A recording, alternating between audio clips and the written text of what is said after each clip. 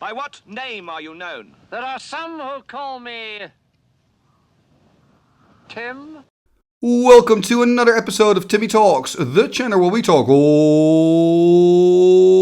school magic. And today we are back in Amsterdam for the Raging Bull series, and we have reached the quarterfinals. So I'm really excited about this game because we've got two pillars of the community going face to face. We've got the legendary Olle Råde, the Hall of Famer. He's playing an Atog deck. It's mainly red and blue, lots of burn, very dangerous. Got some white sprinkles in there, but more about that in the deck section of this video. And he's taking on Ron Dijkstra. He's of course known for organizing the Often Troll Cup. Also has won quite a lot of tournaments. Very good player. And he's playing robots today. 3 colors, I believe. And yeah, these are two top tier decks going face to face. I'm really curious. I'm really eager to watch this match with you, to commentate on it, and to see who's going to make it into the semifinals. But before we do though, first a message from the sponsor of this video, 3for1 Trading. 3for1 Trading is one of Europe's leading Magic the Gathering retailers. Their online shop has a fantastic selection of high-end Magic cards, especially for vintage, legacy, and yes, old school Magic players. They now exclusively offer my community free, fully insured and fast worldwide shipping on all their high-end singles, full sets and out-of-print sealed products. They upload new cards every Wednesday and have weekly sale offers and reductions waiting just for you. Use my code TIMMY to get free worldwide shipping on your first order over $500 or euros. Have fun ordering those cards, and thank you 3for1 Trading for sponsoring this video.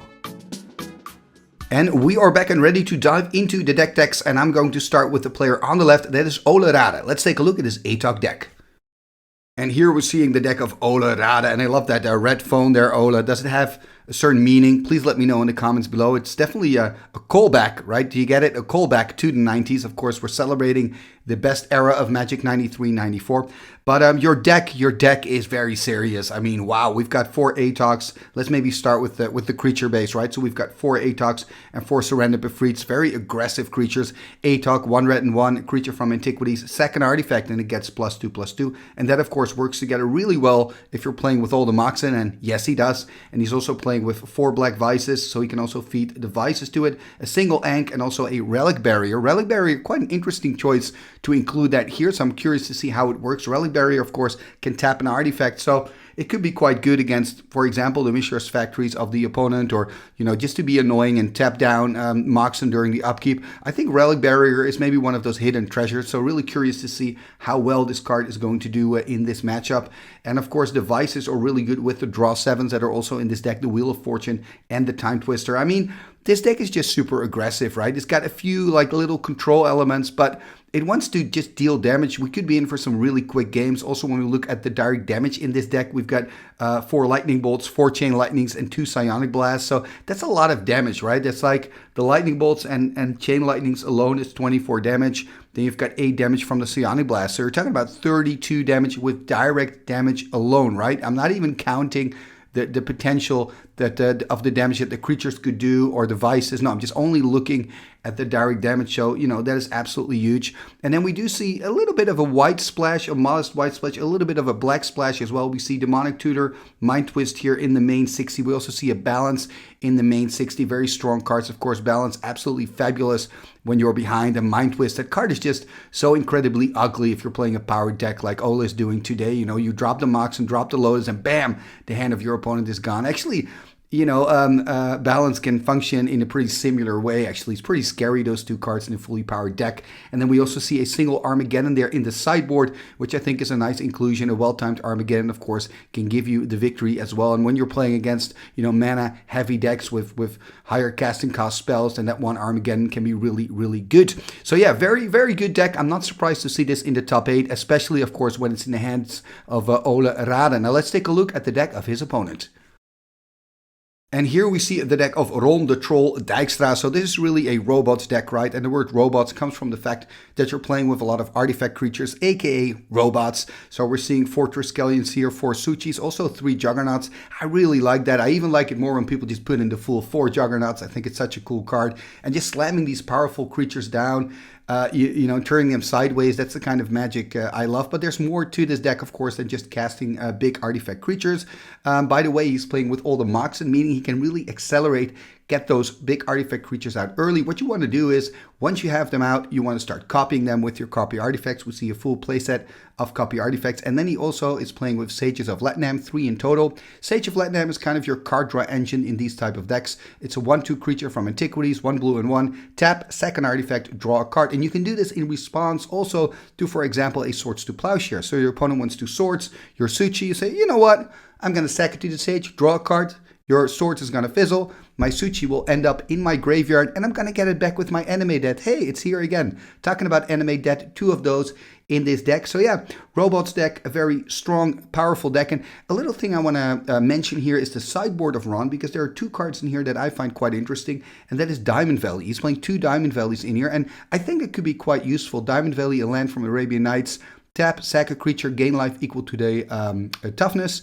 And the reason I'm mentioning this card is he's playing against Olle Råde, who's playing heavily on burn. It's a super aggressive deck, so he's probably thinking about boarding those in after the first game. I think I would do that just to gain a little bit of life. Usually against these 4-chain, 4-bolt decks, if you have a little bit of life gain, you're probably gonna, well, I wouldn't say win, but you're probably gonna stabilize, have a better shot at winning. And then there's another card in the sideboard as well, which is Chains of Mephistopheles, which could be quite good against the draw 7s.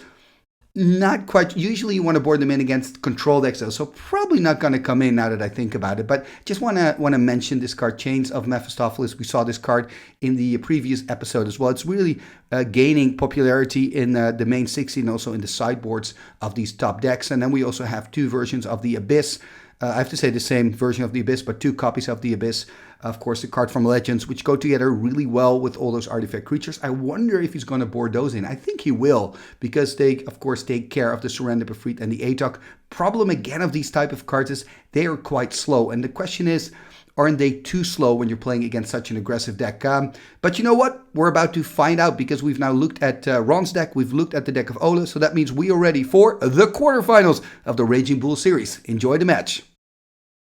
Game number 1 of the quarterfinals of the Raging Bull series here is about to begin. On the left, we have Olle Råde. He's on the play playing a blue and red Atog deck with, I believe, 1 white card, a balance, 2 black cards, a Mind Twist, and a Demonic Tutor. He is taking on Ron, and Ron is playing a 3-colored Robots deck. I believe the colors are blue, black, and red. And Ron here taking a mulligan, so he's going to start with 6 instead of 7. And Olle, like I said, on the play. Look at that start. Soul Ring into Vice, passing the turn. That means 2 damage here for Ron. So going to drop to 18. Now he's going to draw his card for turn. So 7 in hand now after the draw. Let's see what he can do. Both players have quite explosive decks, you know, having all the Moxen in there, the Black Lotus in there. So we could be in for some explosive turn 1s. There we see a dual land. I believe this is the Badlands. There we see a Black Lotus. And Ron, of course, probably wants to empty his hand, make sure he's out of Vice range. Looks like he's going to sack the Lotus here. Going to sack the Lotus. Going to play out a copy artifact. So I guess he's going to sack it for blue, right? So he has 1 blue floating still. Going to tap the dual. Nope. Tap the Soul Ring instead, so 2 colorless mana and a blue in the pool. And there's the Sage of Latnam, so 1/2 creature from Antiquities. Tap and sack an artifact, draw a card. Passes the turn here to Olle. Oh, look at that Ancestral Recall from the top. Yeah, that is not a bad top deck here. Underground Sea. I'm probably going to see that Ancestral, exactly. Ancestral Recall. 3 cards here.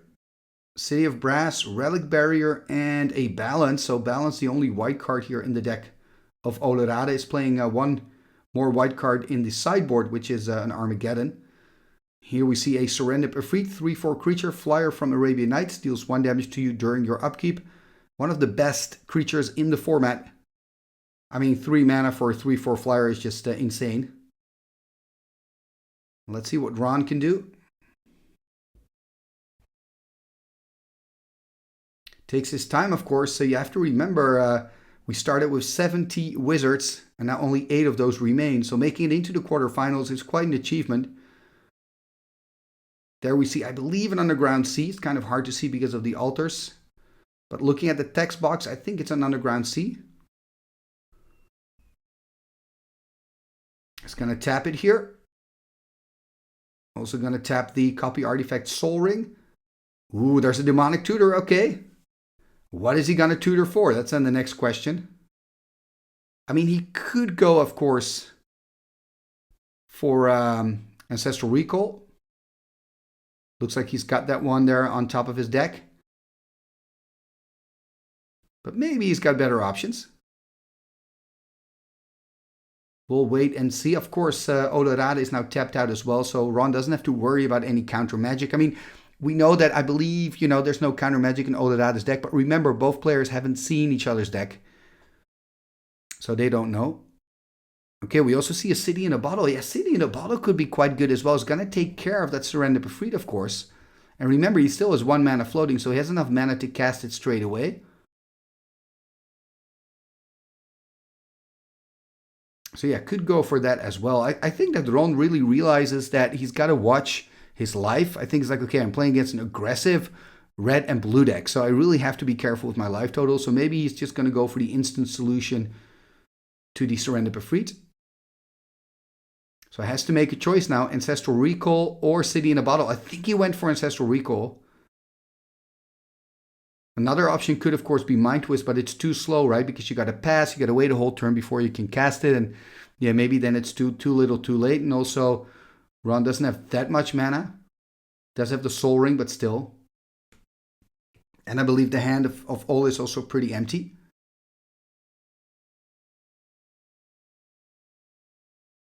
The thing, though, is that I don't believe... Oh, it's not a Badlands. It's, of course, a volcanic island. Yeah, so he does have access to blue mana. I won't say I don't believe he's got access to blue mana, but he does. I love the fact that the players are pointing at each other, saying, yeah, it's an Ancestral Recall, but I'm drawing the three cards, not you. It could actually be, I guess, in a game with Vices, it could be relevant. In a game with Underworld Dreams, it could be relevant. Would be very stylish if you kill your opponent with an Underworld Dreams out and then, let your opponent draw 3 cards, take 3 damage. That'd be pretty cool, kind of like a blue lightning bolt. But Ron here has drawn 3 cards from the Ancestral Recall and passed the turn. There's the attack for 3. So 3 damage for Ron, dropping to 15.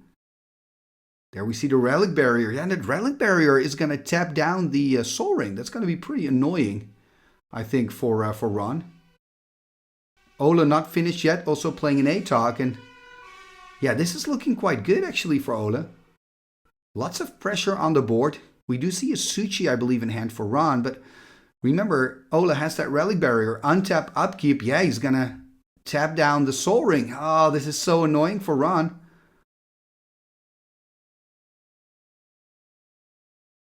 He's going to take a damage from the Vice as well. Yeah, it's not looking good here for Ron. 14 has to face the Atog, the Surrender Befried, and the Relic Barrier. Those are 3 problematic cards here for the Dutch player Ron Dijkstra.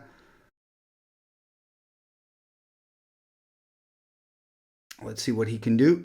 And Olle Råde from Sweden, by the way. Looks like he's got full control. Another duel here.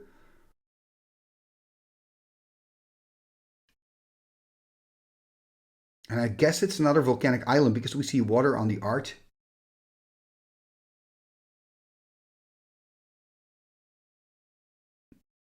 And Ron here, of course, in the tank realizes how important this moment is here because he's looking at a lot of damage if he cannot do anything. Okay, this lightning bolt might help.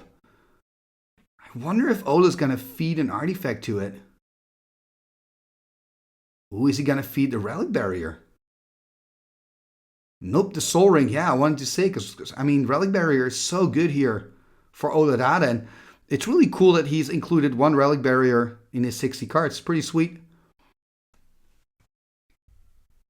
You don't see a lot of players do that in this blue-red kind of aggro Atog build. But he decided to include the Relic Barrier, and we can see the value of the barrier here already in this first game. So we're probably going to see an attack here. It looks like Olle Råde has balance in hand, a City of Brass there, and 2 other cards. There's the attack with both. Yeah, and I guess Ron will just take the damage, right? You don't want to block with the Sage. You could say block Atog with Sage. And then if he feeds another artifact to kill your Atog in response, you could always sack your Soul Ring.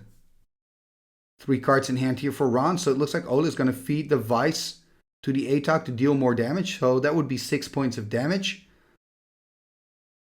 That would mean Ron would drop down to 8, I believe. Also has 2 Chain Lightnings in hand, so he could sack the Relic Barrier and then maybe finish it already. Wow, that would be insane. Could he? Let's check. 6 damage, sack the Relic, 8 damage, and he can finish the game. Sacking the Relic, 8 damage. Then he would go to 6, and there's a double Chain Lightning in hand there. Oh, this is looking very grim for Ron. Gonna tap down. First Chain Lightning, drop to 3. I mean, in response, I guess Ron could sack the Soul Ring trying to find something, but what could he find? There's nothing in his deck here. Exactly, Olle winning it here. Wow. Wow. And I guess in hindsight, it's always easy when you look at this, you would say, okay, maybe you should have just blocked with the Sage of Latinum. But in all honesty, I mean, Ron, you were so cornered up. Even if you would have made that block, you would have lost your Sage, which you actually need. The Relic Berry, keep tapping down your Soul Ring. There was really nowhere to go. And first game here won by Olle Råde. Now both players are going to dive into their sideboards, and we will catch back up with you in game number 2. Game number 2, here we go. So it's 1 game up here for Olle Råde. That means Ron is on the plate. Has to win it to stay in it. If he loses it here, he's out of the tournament. And of course, we're all hoping for a tight 3-game match. So I'm kind of rooting for Ron here. Ron starting with a Sapphire into a Soul Ring. Passes the turn. So no lands for Ron. Interesting. Does have, of course, a lot of mana with that Sapphire and Soul Ring. Olle starting with a Soul Ring as well, and then into Chaos Orb. That Chaos Orb could be very nasty for Ron. Could flip the Orb, for example, on the Soul Ring, then he would have some serious mana issues. Can he find a land? Can he find maybe another mana source to go up to 4, potentially play out Suchi or Juggernaut, playing 3 Juggernauts and 4 Suchis?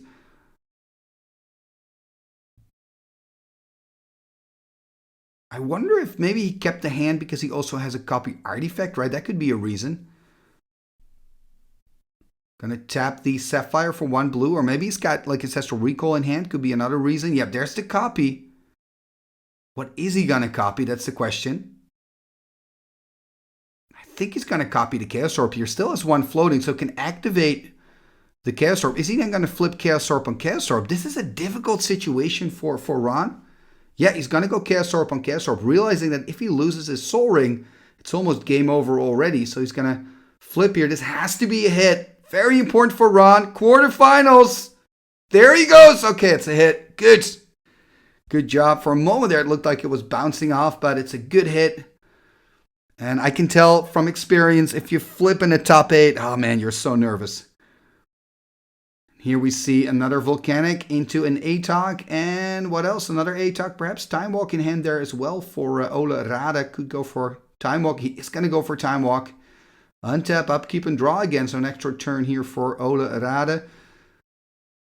Another Atog. Also has Relic Barrier there. Oh, that Relic Barrier is going to be so good. I have to say, I am so impressed by that single Relic Barrier in the deck of Olle Råde. It's hurting Ron so much. And it's making it so difficult for him to reach the 4 mana. I mean, that's what Ron wants to do. He wants to get up to 4 to really start playing his cards. Remember, 3 Juggernauts, 4 Suchis.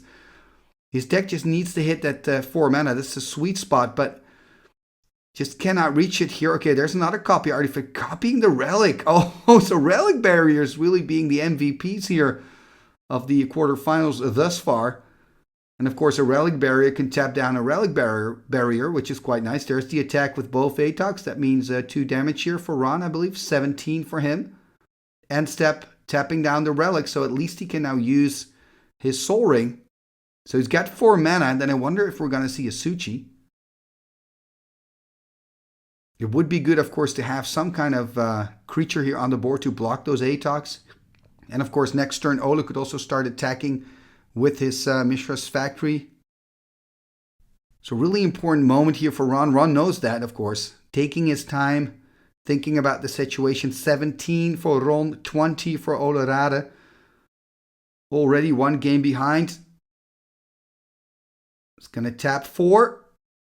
What are we going to see? Okay, there's the Suchi. 4/4 creature from Antiquities.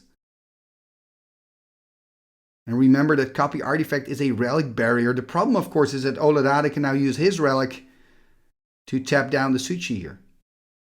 Untap, upkeep, and draw. Ooh, is that a Psionic Blast in hand as well for Olle Råde? Even more damage. Going to animate the 2/2 factory. Probably going to tap down the relic barrier here. I think if I would be Ron, I would tap down the factory, assuming he's going to use his relic barrier anyway to tap down your Suchi. But giving Ron, of course, the option here first. And look at us deciding not to use the relic. There's the attack. Yeah, and this is a bit of a shame here. So Ron can now no longer tap down the factory, tapping down the Soul Ring instead. Yeah, this is not ideal. It's going to take 4 more points of damage. Drop to 13. Oh, only 1 card left for Olle, though. That's something. Ron has more cards. That's something. It's a little silver lining for him. Animate dead there is not going to do much. I mean, what's really important for Ron here is to simply play out another creature or find a way to get rid of some of the creatures on the side of Olle.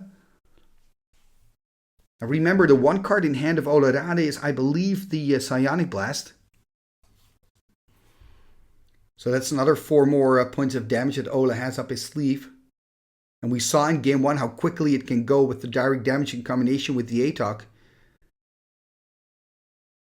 I mean, it's just a very good deck, isn't it? Atog together with Burn. Together, of course, with all the Moxen and devices. Could also decide to play Anks of Mishra here. We also see versions where people play with more Anks. We see only 1 Ank in the deck of Olle Råde. Some players prefer to play with more. All these little tweaks and differences makes it interesting, of course. And Ron again really in the tank. And I mean, the reason he needs so much time to think is because he's in a bad position. You know, sometimes you have these games where it goes on autopilot. You find everything you need. You're dominating the game. And sometimes you've got games like this where you just, with your back against the wall from turn 1, basically. Okay, there's another Suchi. That's something at least. There's the pass. Olle now thinking about, do I want to play a Psionic Blast on one of the Suchis? Is that what I want to do? Decides not to, it seems. Untap, upkeep, and draw. So not firing off the 1 Psionic Blast. Ooh, a copy artifact. Also very good. He could even consider copying the relic, you know. Having 2 relics, why not? Suchi could be another target for copy. It's going to tap 3 here. Play the copy artifact, 1 floating still. Wonder what he's going to copy.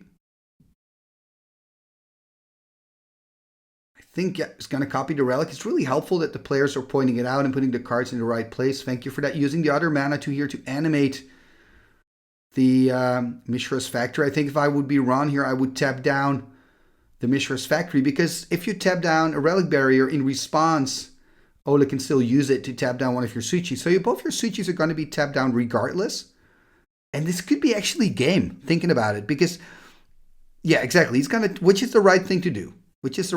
But now Olle is going to tap down both Suchis, attack with the Atogs. And remember, Olle has Psionic Blast in hand.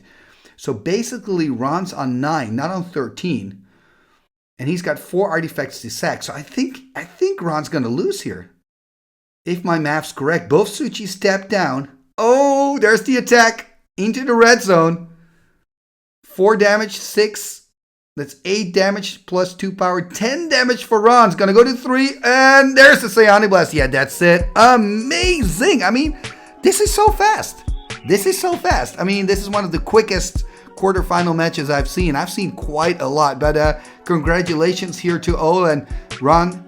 There was nothing you could do. Let's take a look here at Ron's deck. Beautiful deck, very strong deck, but he never really got into it. And I have to say, Relic Barrier, absolute MVP here of this first quarterfinal. So really cool to see Olle kind of introducing the Relic Barrier in this Atog brew, some new tech. So congratulations, Olle, and we will see you back next time, because then, of course, we are continuing our series of the Raging Bull, and then we have the semi-finals. And in the semi-finals, we have these two decks facing off each other. So if you want to make sure you don't miss this, hit the subscribe button, and of course, if you want to leave a comment, leave a like and share a comment on this video. All these things are free and really help the channel move forward. Talking about moving forward, I would like to thank all the patrons, because thanks to the patrons, I'm able to still have this channel, be this active. It's really thanks to your support. So yeah, it's nice to have some sponsors, but my biggest sponsor are you guys, the patrons.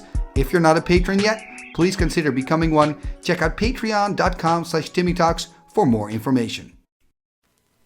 What shall we do with the drunken sailor? What shall we do with the drunken sailor? What shall we do with the drunken sailor? Early in the morning, way hey and up she rises, way hey and up she rises, way hey and up she rises. Early in the morning, putting in the longboat until he's sober, putting in the longboat until he's sober, putting in the longboat until he's sober. Early in the morning, way hey and up she rises, way hey and up she rises. She rises early in the morning. Pull out the plug and wet him all over. Pull out the plug and wet him all over. Pull out the plug and wet him all over. Early in the morning. Way hey up she rises. Way hey up she rises. Way hey up she rises early in the morning. What shall we do with the drunken sailor? What shall we do with the drunken sailor? Putting the scouts in the host my son. Putting the scouts in the host my son. Putting the scouts in the host my son. Early in the morning, way hey up she rises, way hey up she rises, way hey up she rises early in the morning. Igitus figitus sumba kazee.